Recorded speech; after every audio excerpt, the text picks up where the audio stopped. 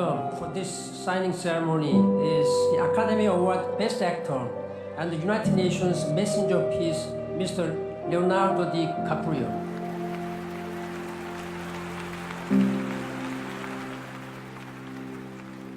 Thank you, Mr. Secretary General, for the honor to address this body, and thanks to the distinguished climate leaders assembled here today who are ready to take action. As a UN messenger of peace, I have traveled all over the world for the last 2 years. I have seen cities like Beijing choked by industrial pollution, ancient boreal forests in Canada that have been clear-cut, and rainforests in Indonesia that have been incinerated.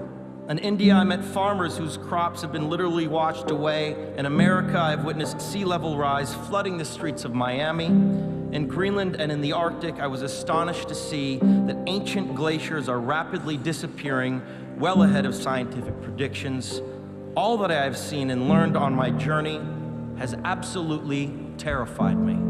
Now think about the shame that each of us will carry when our children and grandchildren look back and realize that we had the means of stopping this devastation, but simply lacked the political will to do so. Yes, we have achieved the Paris Agreement. More countries have come together here to sign this agreement today than for any other cause in the history of humankind, and that is reason for hope. But unfortunately, the evidence shows us that it will not be enough. A massive change is required right now, one that leads to a new collective consciousness, a new collective evolution of the human race, inspired and enabled by a sense of urgency from all of you.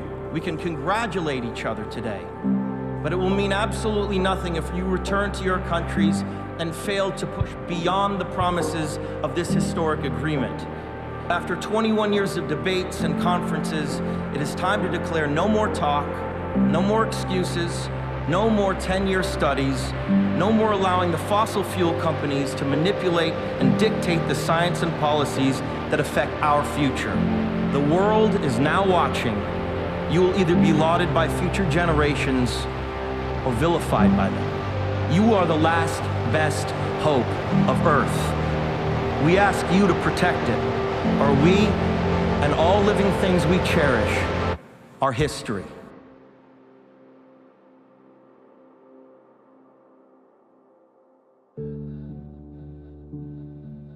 The moment I came to realize the power of Rotary that we all experience every single day, the power to make a difference for those who need us. Now, making a difference is an expression you hear all the time about Rotary, the opportunities that we have and the things that we do. And that's why we're all here at this assembly, to make a difference to our world, to our communities, and to the lives of others. And in 2017-18, that will not only be our goal, but our theme, Rotary Making a Difference.